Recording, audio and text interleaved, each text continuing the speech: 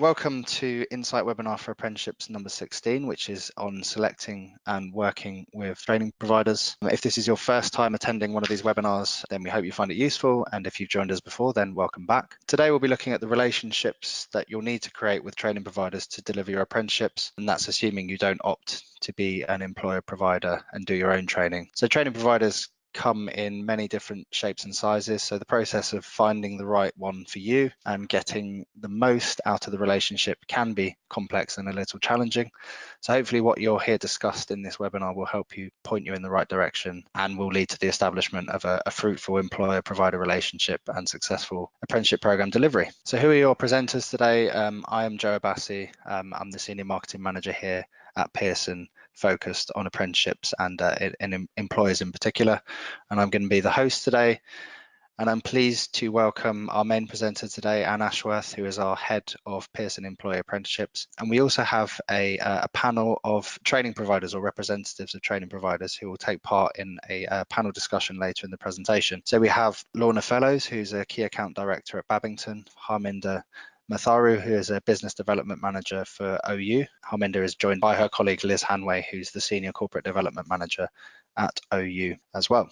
Just want to run through briefly a little bit about Pearson, who we are and why we feel qualified to run webinars like this one to provide advice and information around apprenticeships. So not only are we an employer of apprentices, we're also a leading provider of apprenticeship services to employers and training providers. Along with this, we are the largest awarding organisation in the UK. So you may know us for qualification brands like EdExcel and BTEC, possibly some of our new initiatives like the private university Pearson College. And we have around 3,000 to 4,000 employees in the UK, some of whom are, of course, apprentices. I also then wanted to briefly highlight Pearson Apprenticeships as a bit of context for the advice and guidance we're going to give. We are a levy payer and we launched apprenticeships back in May 2017 with 30 apprentices. And we've since grown that number to 120 plus today, which has actually exceeded the target we set ourselves for this year of 100. So it's a really positive picture for us. Pearson Apprenticeships span 16 programs from level 2 all the way up to level 7, which is equivalent to a master's degree. And we use a mixture of frameworks and standards. Today's schedule, this is what will be discussed. Firstly, Anne will talk to you about training providers, what they are and what they do. Then she will discuss some of the rules around funding, briefly talk you through how you can search for training providers, and then the important step of evaluating your options. Anne will then be joined as part of a panel discussion on 4 topics: roles and responsibilities with employers and training providers, designing a program, 20% off the job training, which I'm sure you'll have heard all about, and also building long-lasting relationships between employers and training providers. And then Anne will finish off with some discussion about how you can work with multiple providers at the same time. So that's what's going to be covered. And at this point, I'm going to hand over to our main presenter, Anne. What I thought I'd do is run through really what we have done in Pearson with our apprenticeship programme and some of the key learning points that we have gained from what we've done, but also what we've seen that we planned for that's actually worked quite successfully. So in terms of out and about, as you can see here, you've got a variety of different types of providers. I would say in the main, it's private training providers and general further education colleges that are the main ones, principally because they can offer you a national coverage and also because they specialise in particular things, or they can become quite generalist as well. So it gives you a few options there. Universities are definitely the areas to go if you're looking for degree and master degree apprenticeships.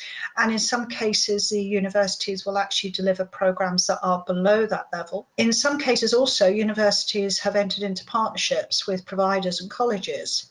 So for example, you might have a college that will deliver up to level 5, and then universities take over and deliver the higher levels, level 6 and upwards. But there's also some other organisations that you don't perhaps necessarily go to as a first thought for a training provider. Places like local authorities. Most local authorities have the ability to deliver apprenticeships to external organisations, and they have a remit to support local, particularly small businesses, for example, and those that are within their locality. So you get quite a regional specific offer from that particular type of organisation. Don't forget charities and third sector organisations as well. They offer quite a bespoke possibility. They also tend to work very closely with particular sectors, particular groups of candidates who you could be interested in. So for example, example, some charities will work with disadvantaged people, some might work with care leavers. So in that instance, that really is an assistance to you to broaden out your recruitment. And then you have the apprenticeship training agencies that have fairly recently come into the picture, but they're there very much to support organisations where potentially you might not have the headcount to bring an apprentice in to employ them straight away, but the agency can work out a package with you. So that's very much helping you with recruitment and assistance, particularly useful for some sectors like construction and hospitality, for example. All of them must be on the register for approved training providers, of course. But I think the key is to shop around, and whichever type of provider you choose, they need to fit with the way that you want to work. Moving on to what do training providers do? To be honest, it depends on what type of relationship you want with your providers and whether you have the expertise internally to some extent. Because providers have got broad expertise and experience in so many aspects of apprenticeships, from attraction all the way through to operational delivery, plus the fact they've got fantastic experience in helping employers dovetail their learning and development strategy to apprenticeships, and also workforce development strategy as well. So it's really important that you have an understanding of what it is you want from your providers. And when you know that, that can help you then in determining just how involved you want them in the design of your apprenticeship programme and the way that it fits within your business. They're really happy to help employers across many different elements of a programme, and it's just a case of working out how you want to run your programme and where the providers can add value.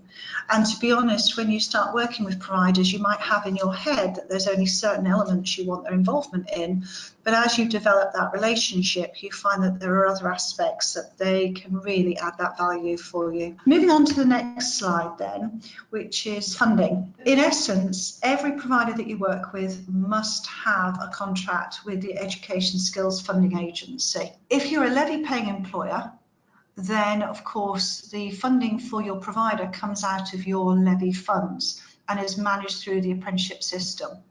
Hence, everything is pretty much automated. Once you've set up the agreements within the apprenticeship system, then it really is all down to when you put your apprentices formally on system, and that generates the financial relationships. Functional skills, though, are different. That amount of money is paid directly to your provider by the Education Skills Funding Agency and not via the apprenticeship system.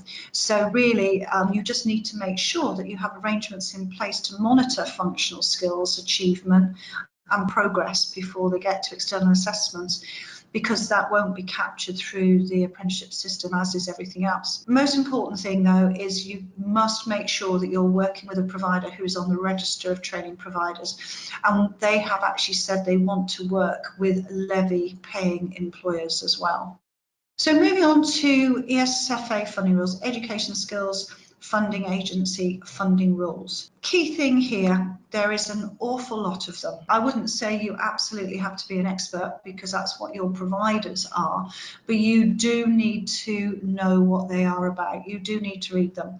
And there is a set of rules for employers, there's a set of rules for providers, there's a set of rules around apprenticeships generally. And you really do need to understand some of the key elements that are important when setting out an apprenticeship programme, because the funding rules determine what must be in a programme, what is acceptable to the ESFA and what is not. And so you really do need to have a good understanding of that to ensure that you don't breach those funding rules and hence get sanctions, but also that you're setting up arrangements that fit both your business and fit the funding rules as well. So you've really got to have a good understanding of that. As I said, you enter into an agreement with the ESFA right at the very beginning, and that is in the apprenticeship system. Within there, it says that you will abide by the funding rules, and if you are found to be in breach of them, then sanctions will be applied to you as the employer and also to the provider as well. And that could mean that the levy funding is stopped. It could mean that there are actually perhaps stops are stopped until such time as you've sorted out what the issues are. But it's really important that you understand those funding rules. It is not enough that your providers understand them. You as the employer are responsible for your apprenticeship programme, hence you are held to account by the ESFA to understand and meet those funding rules. Pretty self-explanatory, I have to say. The system is not too difficult to follow once you've got it set up properly, and that's why you need a finance expert at the beginning to help you with all of the HMRC requirements of the system. But really from then on, the system is your relationship refunding between you and the provider. Between the two of you, you decide who's going to upload apprentices to the system. Between the two of you, you decide on the start date and the end date of each apprentice and hence programme length, how much you're paying for each of your apprentices. All of that will go into the system and should be a duplication of the individual learner record that the provider has to complete and uploads to the Education Skills Funding Agency every month. And the thing is that at the moment, they're not linked. I think the plan is that they will become so in the future, but it's important that you and the provider communicate well so that your dates are all tallied up. You can use the system to track your apprentices, which is great actually, because you can see start date, end dates very easily. You can see how much money you're paying for each of them, but also you can go into part of the system and it will show you how much you've paid out to each provider every month, how much you've paid out per apprentice, and you can see how much you've paid out in total per provider per month. And now, of course, there's a section in the apprenticeship system on transfer of funds, so you'll be able to monitor how much you pay out to your receiving employer every month. The system also captures within the monthly payment the amount payable to the endpoint assessment organisation as well. And remember, the provider actually pays this amount to the endpoint assessment organisation. They negotiate with the EPA organisation on how much they pay, which mustn't be more than 20% of the overall fund allocated to that apprentice. And also, just recently, the ESFA has generated a forecasting tool within the system. So that will enable us to work out our future spend and also to project. So you can put in there estimations of how many apprentices you might have next year, for example, on different types of programme funds, and that will work out how much of your levy you're spending. So it gives you a really good understanding of how many apprentices you would need on what type of apprenticeships to use a certain proportion of your funding. And don't forget also that there are now 31 funding bands, and it's up to the employer to decide whether they're paying the top of the band or not. We have decided we will pay top of the band because within that we get a quality service from our providers, and that was something we set up within our procurement and due diligence process with every provider. Being able to search for training providers.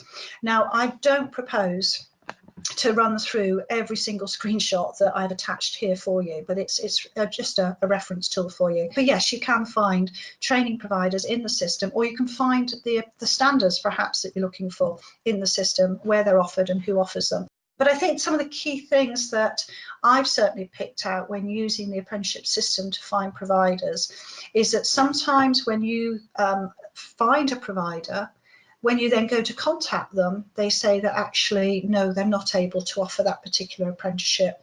Perhaps they're no longer able to offer it, even though they had the intention to do so.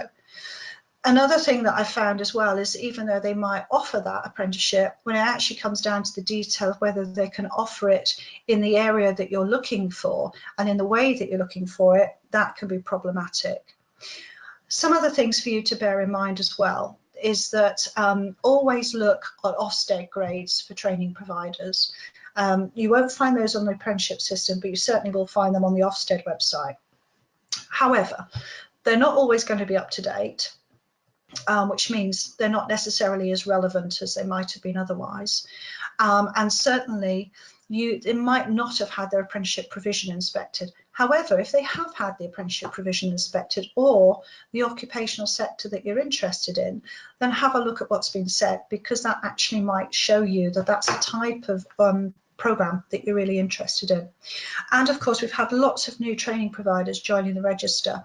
And as I'm sure you're aware, Ofsted is actually doing some short notice inspections of the new providers. So quite a lot won't actually have any inspection results at all for you to look at. So with anything where you're procuring a training provider, treat it cautiously, look at as much evidence as you can, and carry out the appropriate due diligence. So I think, you know, in that case, just be very cautious and make sure also when you're talking with training providers that they understand that you know you're in the driving seat. So you know how you want your programme to look. You know that you've got a contract and you know what's in that contract and what you would like that provider to sign up to, and then how much you want to pay within the funding band as well. One of the things that we certainly found out with choosing a training provider is that on paper, they can absolutely look right. And so when you do your due diligence, you need to be very involved in all parts of that process. But ultimately, I think it comes down to the relationship that you want to create, you know, the way that you want to work with them. Are they a good fit for your culture? One thing that we did in our due diligence process was actually get our apprentices to be part of the interviewing panel. And that was amazingly productive, actually. It really set the tone with them, I suppose, of how we wanted to work with our apprentices and how we get them involved in our programme design. And they also gave us a different perspective because they were talking about the priorities that they perceived within their relationship with a provider. And what we'll do now is we will have the panel discussion promised at the start of the webinar. So we will be looking at 4 topics, and for these topics, Anne will be joined by the other panelists, and we'll be posing questions to them. So the first of these topics is around roles and responsibilities. So at this point, I'll hand back to Anne to tackle that topic. Thank you, Joe. I would like to introduce 2 of our training partners that are working with us here in Pearson, and these were partners that we were very pleased to have on board. They went through everything that I've explained previously, so we put them through quite an onerous procurement process, which I'm sure they would recognise. But I think this also says something about the relationship that we've established. So we have a number of topics that we wanted to run through. And I'm just going to pose some questions around the breakdown of the topics to our individual providers. So the first one around roles and responsibilities is that, can I ask you both what you think are the primary responsibilities of your role to an employer of an apprenticeship, bearing in mind the breadth of topics that are on the slide? And if I could pose that perhaps to the Open University first. Hello, good afternoon. It's Harminder here from the Open University. I think what's really critical here is building the relationship and really understanding where any employer is looking to take their apprenticeship strategy. We provide a dedicated account manager to advise and discuss strategic and operational needs. And as well as that, we can provide advice around our programmes and funding, how the levy works, etc. So I think it's really important to get a really robust infrastructure in place, and our role is to support employers and guide them into making sure that they are building that infrastructure. Thank you very much, that's lovely. Lorna, what about yourself? Hi, good afternoon, everybody. In addition to that, I would probably say that through that relationship that Harminder described and the understanding of the business and the key drivers, it's ensuring service is the right fit. So every organisation is different, and ultimately we want to become an extension of that organisation. So it's ensuring that the personnel that we have delivering the programmes themselves, even down to the key point of contact and the key account manager, that there is a good fit there in terms of values, in terms of culture and behaviours, so that there is that very clear alignment between the 2 organisations. I'd also say to ensure and measure the return on the investment. Now that organisations are paying for the levy, they do want to get something back from it, and we can support with providing that measure. And finally, it's probably to keep everybody safe. So as the experts in ESFA funding rules and all the guidelines from Ofsted and audit, etc., it's our role to make sure that we're all kept safe and that we are thoroughly compliant in the delivery of the apprenticeship programmes. Thank you very much, both of you. Can I just say from an employer's perspective that I feel very safe, but also I totally agree with what you're saying. I think the relationship piece has been absolutely critical, and we knew it would be when we were looking at our partners to work with us. But one of the things that I found particularly beneficial is getting both of yours involvement in the internal promotion and sharing of information about apprenticeships, particularly when there are new apprenticeships coming out, new standards, helping our managers, our HR business partners to understand what these standards can bring to the business, helping our talent acquisition team, for example. I mean, both of you have been very involved in our recruitment process for our various apprenticeships in the business, and we wouldn't have been able to do it as well without your involvement. So that whole relationship, absolutely critical. Yeah, long may it continue. Our next topic then is about designing the apprenticeship programme. And I thought I'd start with a question about, from your perspective as providers, have you had to go about designing your apprenticeship programme differently because of the new standards and because in some cases there isn't actually a qualification in place?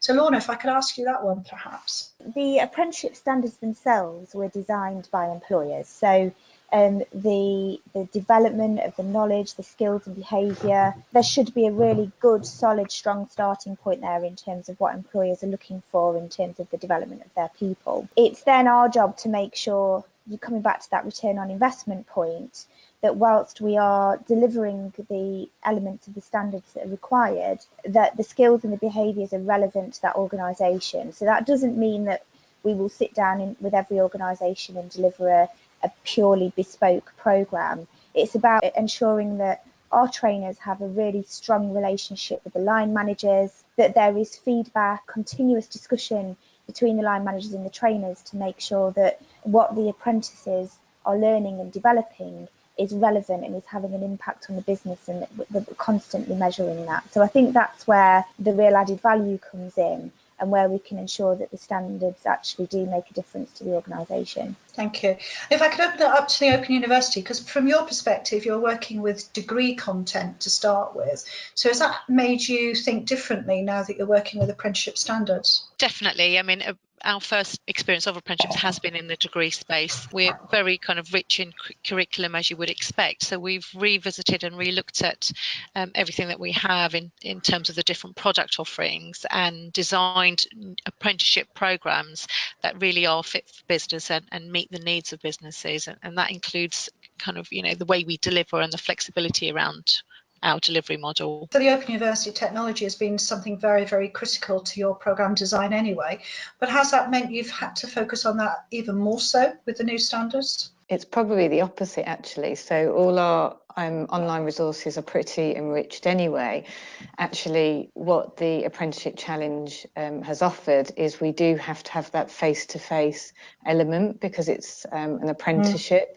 So actually it's been the investment in people resources for practice tutors as well as academic tutors. So they're a new role within the university to support the delivery of our programmes. And has that been a fairly straightforward transition for you to move into that more work-related element of a learning programme? Oh, and you should know everything in this world is challenging. So, so what we have had to find in this new world is people who are academics who understand the curriculum and the programme, but at the same time are also practitioners, so understand very much and up to speed in the workplace. So most of our practice tutors are new to the Open University, and we've sourced out people who have got an academic background, but also, most importantly, a work professional background as well. It's interesting because both of you said about that professional element in your customer-facing piece, and I totally agree with that. That's one thing that we've found, is that there have been some situations where people haven't been as professional or as commercially orientated, but for both of you, that's been a big part of the service that you've offered. Lorna, can I ask you about technology and learning? Has that become more important or changed slightly in the way that you offer the new standards? Yeah, absolutely. Along with the introduction of the standards, I think the type of apprentice that we now have, because there's so many different apprentices available now, right through to, you know, degree apprenticeship, master's apprenticeship. So the level of learner is completely different. So are the job roles that they do, with which comes lots of pressures, lots of day-to-day responsibilities. And it's not practical for all apprentices to, you know, take a day out and go and sit in a classroom to do some learning. And not everybody wants to learn in that way. So technology plays a really critical role in enabling flexibility in how people learn, how people access contact. And obviously Open University have been doing this for years, but traditional apprenticeship providers haven't. You know, we're used to seeing people on a face-to-face basis. So with the introduction of standards, we have developed a virtual learning environment which allows our learners to develop in bite-sized chunks. It's any time, any place, anywhere. And it really enables people to take control of their own apprenticeship journey, to learn at a pace that is relevant to them and at a time that is relevant to them. So technology has allowed us to open it up to a much broader range of employee, really, and job role. And can I just say, from an employer perspective, I think that flexibility is really key, because you understand some of the business constraints that our apprentices and their line managers are under. So having technology and that blended learning along with face-to-face workshops, etc., has really been able, from my perspective, enabled me to actually manage different program models across the business. Now, I'm going to ask you both a question around endpoint assessment, actually, because that's something that's new to all of us. And I'm going to ask it from an employer's perspective, but do you feel that we have confidently sorted out endpoint assessment now? It's definitely we're still learning, and I think that goes for the actual endpoint assessment organisations themselves as well.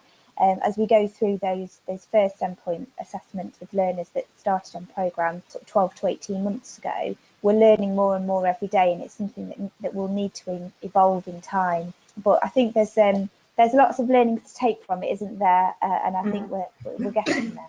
Yeah, I would just say that one of the things that I think we've done really well is actually look at endpoint assessment, make some changes and tweaks to programs when we knew enough to do that, and are constantly going back and thinking and adding things in and trying to be as proactive as possible. But it is really difficult when there is so little known about the endpoint assessment in some sectors. And we have our first apprentices going through endpoint assessment now, actually, and there are things that we're adding into future programs that we've learned on the back of what we've done with them. So yeah, still challenges then, I think, fair to say then. Our next slide focuses on 20% off the job training, and both organisations are pretty good, I have to say, at helping us to sort this out. But my question for you both is, what piece of advice would you give to an employer to help them prepare themselves and their managers and staff for the 20% commitment? So if I could perhaps start with the Open University on that question. Yeah, no problem. It's Liz here. So firstly, it really is understanding what exactly that means and why it's in place. So we would explain with employers, normally people like yourself and in the apprenticeship or HR area, who probably pretty clued up themselves on understanding what this 20% means, but it's important to get that education within the business. So although the provider understands the 20%, the apprenticeship leader, the business may, the apprentice, the unit head and their line manager need to understand what it is and why it's there. So we provide a consultation where we're happy to speak with both apprentice and line manager about this. We also offer compulsory line manager training, which is about an hour and a half webinar, which they have to join before their apprentice can join programme with us. And that's so that they can really understand the importance of the 20% and how it works in practice. I can't emphasise enough how this really, not just with the 20%, but the whole delivery of apprenticeships needs to be managed with stakeholders. So you think that your stakeholders are your apprenticeship lead, which could be within HR, your unit manager, the line manager responsible for the apprentice. You may have a mentor as well, and you have the apprentice themselves. That's just on the employer side. From the provider side, certainly for ourselves at the Open University, we offer an account manager who would upfront talk about the 20%. And then when we come to the delivery side of the apprenticeship, we have something called a practice tutor who oversees the whole programme, an apprenticeship delivery manager. And they will work very closely with the employer stakeholders to ensure that the 20% off the job is happening, but most importantly, you know, how it's happening. So a lot of employers have a myth around the fact that 20% means I'm going to lose my member of staff for the equivalent of a day a week. I can't afford to do that. So it's really educating them around what 20% could look like for them. And it's a challenge. So it's a challenge on how they have to understand that. But 20% could mean purely and simply, obviously, it's study, revision time, exam write-ups could be part of that 20%. Things like attending a conference, a workshop, forums, something that they wouldn't normally have done prior to the apprenticeship, again, that can be part of the 20%. Being mentored, so they could be shadowing somebody else in the workplace. They're still very much in the workplace, but that could form part of the 20%. Writing reflection pieces, or even attending learning and development programs within the organisations that they wouldn't have had the opportunity to do prior to this apprenticeship programme. So it's a whole piece in itself, and I think the key thing is to make sure all stakeholders understand that 20% to make it happen. Thank you very much, Liz. Lorna, what sort of piece of advice would you give around 20%? Yeah, first and foremost, I'd just say don't be put off by it. There's so much discussion about 20%, and most of it is really negative and really off-putting. And I really do think it overshadows the value of apprenticeship. Even the fact that we've got a percentage attached to it, I just think is really negative in itself. You know, it's not like we're going to come in with a calculator and add up all the minutes and hours that learners are working towards their apprenticeship.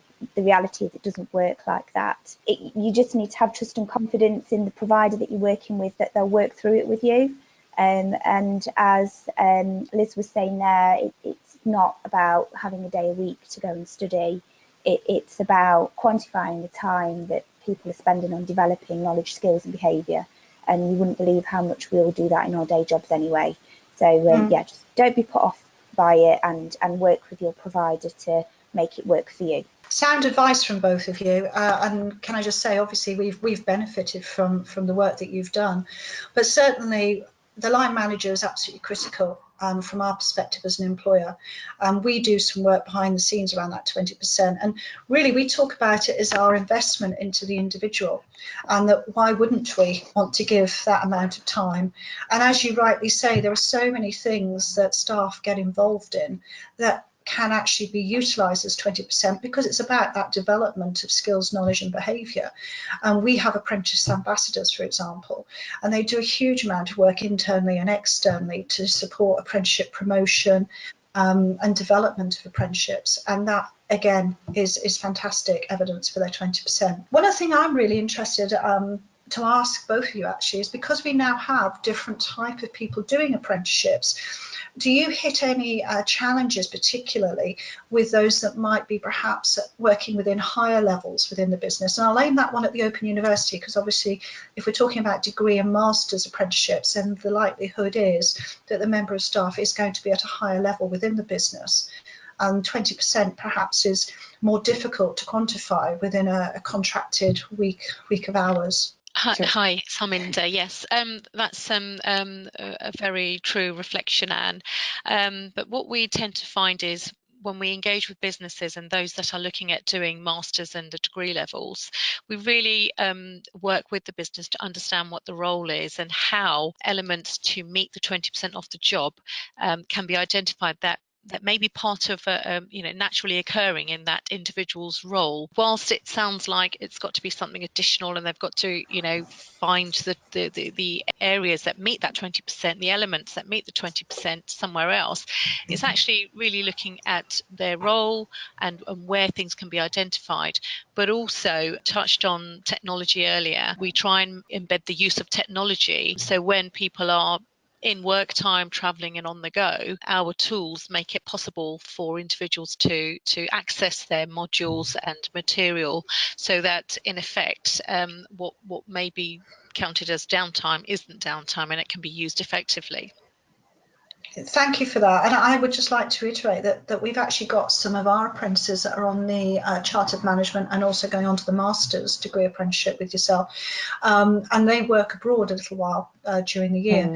And again, working with you, we've managed to plan out how that apprentice is going to meet the requirements of 20%, but also utilising that time when they're away, so as they're not missing out. They can actually use it because the evidence that they're working on perhaps is a project that can be incorporated into their apprenticeship as well. So yeah, so I think the message is that 20% perhaps is not the perceived barrier that a lot of people think it can be.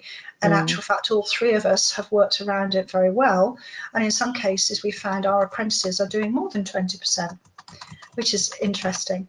Our next slide then is about how to develop and maintain long-standing relationships. So our relationships have been going about a year or so perhaps not long-lasting in that respect, but the aim is for them to be so. So in terms of this particular slide, is there any one thing that you would pull out that you think is absolutely critical to a long-standing relationship? If I could aim that question to Lorna, please. They're all really, really important points, and you know, they're all points that are required for the success of any successful relationship. But what I would probably say is the last one, respect, honesty and integrity. You've really got to have a strong relationship between the provider and the employer if the apprenticeship programme is going to be a success. And you can only achieve that through having those three things. You've got to be able to have open and honest conversations. You've got to respect each other enough to know that when things go wrong, that we'll put them right together. For me, it's definitely that last point, and I think we have that in bounds between the two organisations. I'm really proud of the relationship that Babington has with Pearson. Thank you. I totally agree. Liz or Haminda? I was going to say exactly the same, the last part, because the thing is to explain on the apprenticeship, as we talked about, the new world, both provider and supplier and employer are on a learning journey, and on that learning journey both sides are going to learn things. Some things will go really well, some things might actually need to be revisited. And if both parties don't feel that they've got a provider, or likewise we're working with an employer we can't approach, without the respect, honesty, you cannot have the communication and the working together. It all comes hand in hand. So I feel I've got a good relationship with Anne, that if something's not working, I can contact, and likewise I can see that she would contact us if something needs to be re-looked at as well. So there's an element of trust as well. I would also add into that you've got confidence in both sides pulling their part. Anne could hold and give us a list of names of people which going to go on her apprenticeship, but if she's not part of it, it's not going to work, and likewise. So yeah, definitely the last slide. I would totally agree with both of you. And I think also, you know, when we say we're going to do something, we take responsibility. You know that that's what we're going to do. And likewise, when you've taken responsibility for something, I know I can trust that you will take that responsibility and you'll act upon it. And as Lorna has said, particularly, if any issues arise, then we work on it together and we deal with things. So I very much communicate out to the business and give you time and support to enable you to put solutions into place, so that we come across as a very professional relationship, that, you know, where the provider finishes, the employer starts, and vice versa. And, you know, the feedback we get from apprentices is very much evidencing that, actually, that we do have that very professional relationship, and that they know that solutions are available and promptly things are dealt with.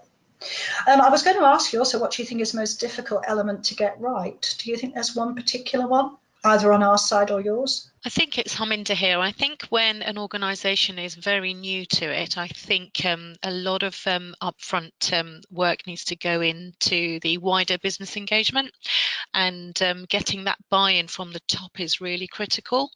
So whilst, you know, teams on the ground can be promoting apprenticeships, it's really making sure that apprenticeships run through every thread of the organisation. Organisations have a large levy. Most have a large levy pot. Yes, they want to spend it, but it's about doing it strategically for the benefit of the business and the individuals. So it's just making sure that the kind of objectives are met around what that business is seeking to achieve, but also that ongoing. And it touches on the respect, honesty, and integrity that ongoing communication is happening. Agree with that. Lorna, anything else you would like to add to that in terms of what might be the most difficult element to get right?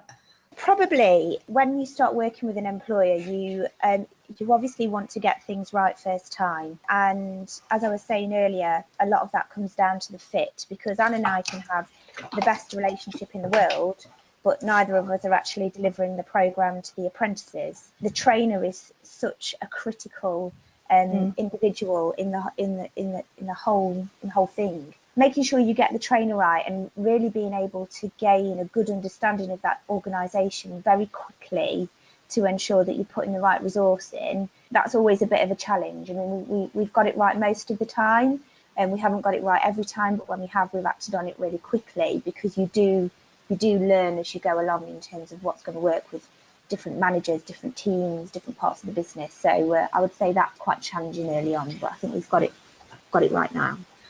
And I would just say, I think from the employer perspective, one of the things I think is absolutely critical to support providers when they're in the business is that line manager communication, engagement with both the trainer assessor, workplace mentor, etc., but also their involvement in the programme, so that they really are supportive of the apprentice. They're clear on the performance benefits of the apprenticeship. Without that line manager really getting involved, then the trainer assessor has a very difficult role. So that's my responsibility to make sure that that happens, and we're constantly working on that to ensure that we have the best possible experience with our line managers. So moving on then, so that's the end of the panel discussion. However, I do have a couple more questions that I'm going to pose, but I just thought we'd finish with working with several providers. Now, we didn't start off thinking that we were going to work with a large number of providers. We actually procured, I think it was 5 originally, thinking that would give us a really good spread of provision across our business. However, because of the way standards have evolved over the last year or so, we're finding that actually we're needing now more specialist providers, because we're liking the sound of some of the standards, they're fitting the business needs. So we're ending up with working with quite a number of them. So I thought it'd be useful just to share the ways that we work with several providers to try and limit the bureaucracy from an employer's point of view. So yes, obviously try to limit the number. However, you possibly can't do that. So the thing to do then is think about how you actually physically quality assure and performance manage what they do. So what we have done over a period of time is set up certain ways of working. So I have catch-up calls with each of our providers, either weekly or bi-weekly. We have bi-monthly contract review meetings, which follow the service level agreements in the contract. And for those that are performing really well, we then move those contract review meetings out. So they start bi-monthly, but then they move out to quarterly. So that gradually reduces my workload, because I have a confidence that they're actually doing what's required. We then have a performance reporting process, which is really where we get feedback in from our line managers, our apprentices, and key stakeholders in the business. And we also do some data reporting based on the reports that our providers give us, and then additional ones that we summarise for senior management. And that again enables us to look at things across the whole of our programmes to see how we're performing. So things like retention, things like attendance at sessions, the 20%. Our line manager involvement in progress reviews is a big KPI for us, for example. We also undertake observations. So we go out to sessions, we observe progress reviews, we are part of assessment centres for recruitment, and we get feedback from apprentices and line managers during the observation process. And actually some of our apprentices actually participate in the observations as well, as part of our learner voice strategy. And I think the key thing is when you set out your procurement process is to be very clear about what performance indicators you want to use. And I think from an employer's perspective, it will differ, but mostly it comes back to the point that Lorna's made, that return on investment. You know, as an employer, why are you investing in apprenticeships? What do you perceive the benefits to be? It might mean something around social mobility. It might mean retention. It could mean that you are increasing numbers in a particular part of the business. It could be a number of things. We have got a combination of those type of indicators, but also some contracting ones around success rates, for example. So we monitor pass rates on functional skills so that we know whether we are at the national average or whether we're performing better than the national average. And I can say we're performing better than the national average, which is fantastic. Other things that we do as well is we keep a master list of all apprenticeship information. It's more information than that's on the apprenticeship system, but it enables us to actually then use that list to monitor things in terms of forecasting for the levy funds, for example, but also it gives us information around perhaps additional learning needs and whether additional payments come into play. We standardise performance reporting across each provider, so that enables us to roll up the information into one standard report to senior management. One thing that we've certainly done with our providers is encourage them to work together, and that's fantastic because that's enabling us to improve our delivery models, and then some are actually going to start off one level with one provider and then potentially move on to a higher level with another provider. And we actually have quarterly provider events as well, which enables people to come together, share good practice. For example, we've got one coming up next month. We'll be looking at our priority areas for next year, and we also share things that we're doing in the business. So when Lorna was talking about how important it is for trainer assessors to understand the business, we think it's very much our responsibility to ensure that our providers know what we're doing. If any changes are happening that they need to be aware of, then we share that with them. And so we've given copies of training material, for example, and videos on things like our personal development plans, so that the trainer assessors know what to expect when they come into the workplace. A couple more questions just to ask our two providers here. From your perspective, what do you think is the most complex thing for a provider when you are a delivery partner or subcontractor of an employer? You might even be a lead provider, for example. You know, what takes up your time?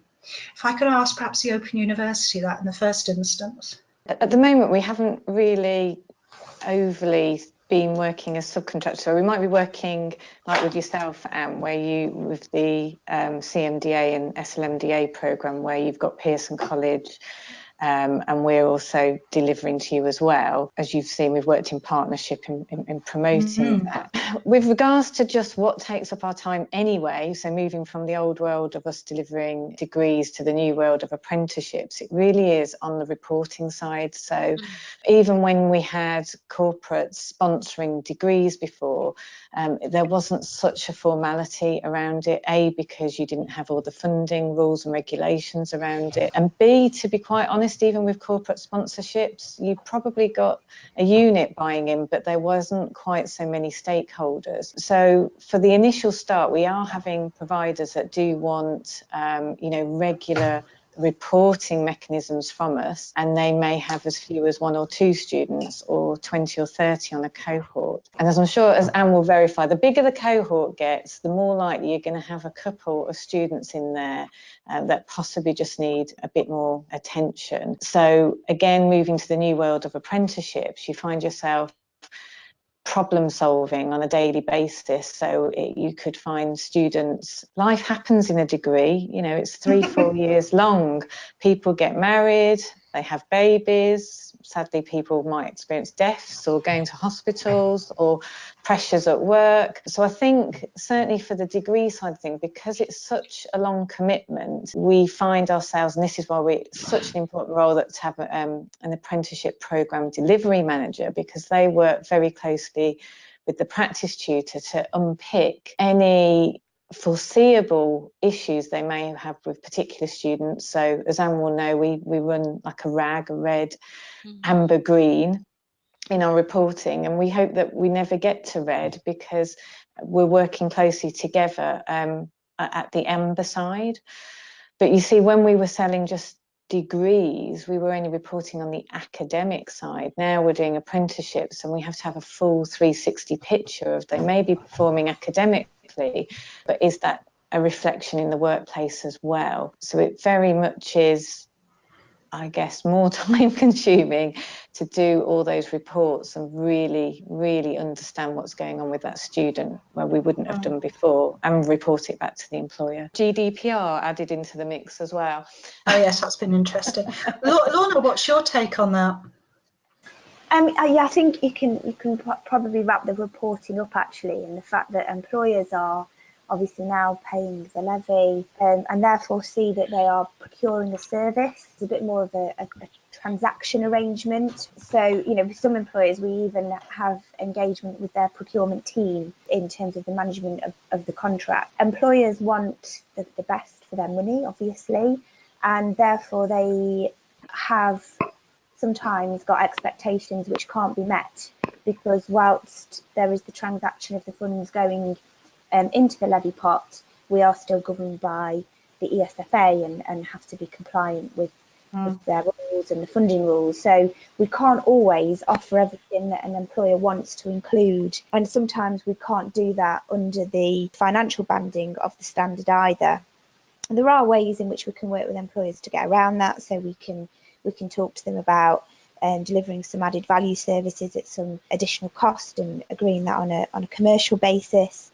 But I think it is about, especially for new employers that have never delivered apprenticeships before, it's about ensuring that we try to meet their needs whilst working under the constraints of the apprenticeship funding rules, and that is often quite challenging in the early days when you start working with a new employer and you haven't got that relationship and understanding of the business.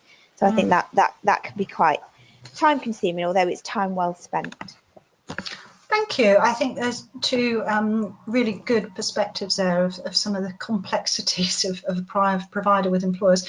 I just wanted to finish off then with asking you both a quick question.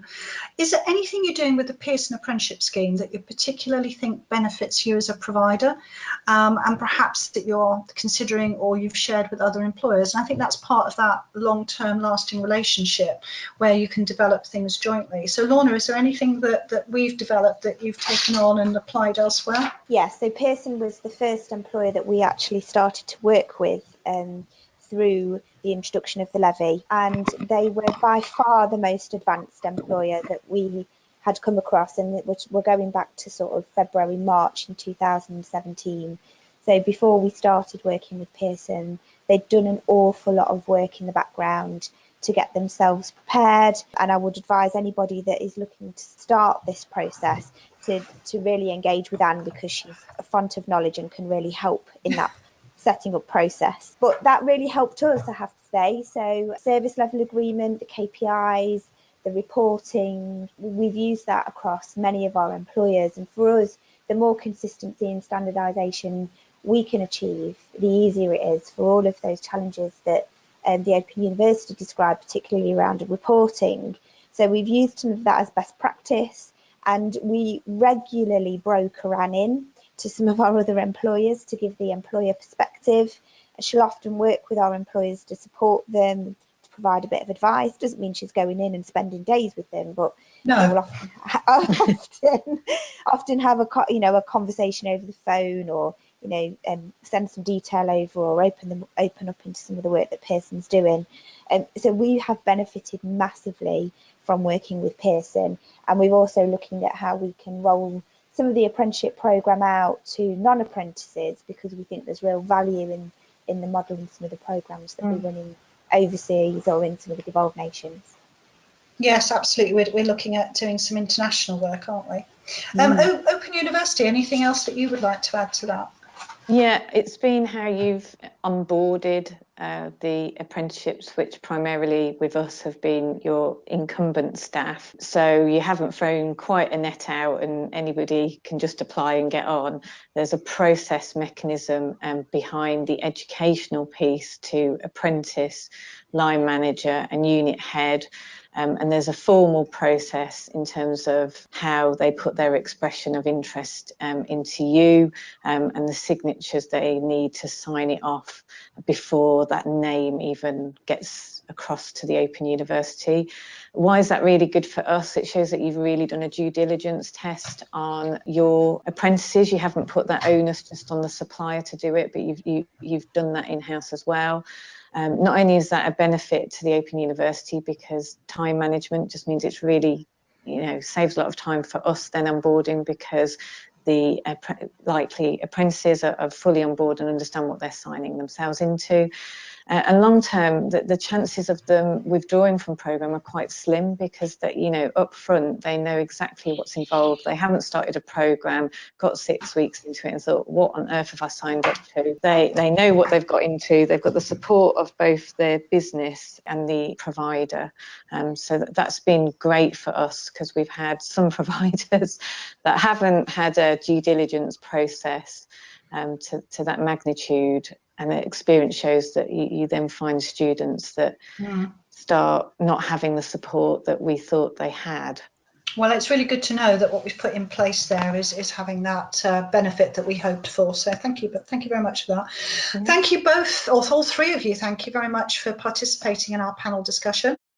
I'll now hand over to Joe and see if we have any questions at all. Thanks, Anne, and thanks to our panellists. That was a really valuable session. How would you go about transferring learners to another provider when things have gone wrong with the first one?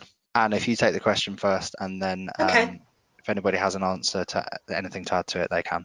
I think in the first instance, you've got to think about what is in the best interest of that particular apprentice, or if it's a group of apprentices. In some cases, if you can actually work with that provider to resolve the issues, or at least make it better enough that they're going to be successful, then I think the ideal is that you carry on with that training provided for those particular learners, and then maybe no more starts with that provider and start up new ones with another. If you're actually got to the point where you can't work with that provider anymore, then procure another provider, or it's one of the ones that you work with, and then there's a good level of preparation needed. I think you've got to have some very solid meetings. You need to have an action plan agreed for every single apprentice.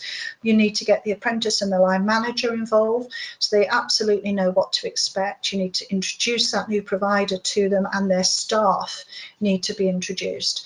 And that goes actually for if a new member of staff is joining from an existing provider, you must always do that face-to-face, hello, I'm new and this is how I'm going to work with you. So that's what I would do. If I hand over to my colleagues. Yeah, we've actually had this situation quite a few times where learners have transferred to ourselves, and not necessarily because the employer hasn't been happy with the provider, but actually the provider has stopped trading. There is a process that you need to go through in terms of the official transfer, so that the funding transfers to the new provider. But what I would say is, you know, source your new provider first, and now they will help you through that, because there is a process you need to go through with the ESFA. Okay, well, I think that one's been answered quite comprehensively. So in the interest of time, we won't dwell on it any further. We do have one other question, which is, what are the funding rules? I'm assuming that question means is in reference to the fact that the funding rules have been mentioned several times. So perhaps, Anne, if you just give a brief overview of kind of what they are and what Absolutely. they mean. Education Skills Funding Agency is the body that looks after apprenticeship funding, whether it be directly to providers or via the apprenticeship levy, and they produce all of the rules and the funding mechanisms that we have to follow. So there are a variety of funding rules, and they really do set out exactly what you need to follow. And as I say, there's a set of them. You'll find them on the gov.uk website. If you just put in apprenticeship funding rules 2018, you will find them, and there is a range of them, and they are not the easiest of things to read, but you certainly do need to read through them and digest exactly what they mean. But it gives you guidance, for example, on eligibility of your apprentices, so who's eligible to join. They'll give you guidance on functional skills exemptions, for example, you know, what qualifications you need to have to go on to do different types of apprenticeships. They will guide you on how you take a learner off programme, for example, if they're an early achiever or perhaps a non-completer for one reason or another. So they really are detailed, but a provider and an employer all need to read them and understand them, because that's what you are audited against. Just to wrap up then, so you can keep in touch with us via our Twitter channel, our LinkedIn showcase page, and also you could sign up to our Insight newsletter via the website. You can find everything to do with apprenticeships at that URL, including recordings of this webinar and previous ones. I just have one quick additional slide to make you aware of our presence at the CIPD annual conference and exhibition in November. We will be hosting a panel discussion there, which will be on the future of skills and employment, identifying the needs of your workforce, and we will also have an exhibition space in the exhibition hall at stand G110. So if you are attending, like the sound of that panel discussion, then I'm sure there are still places available. Otherwise, please come and see us on the stand and say hello. That concludes today's webinar. Thank you very much for joining, and we hope to see you again soon.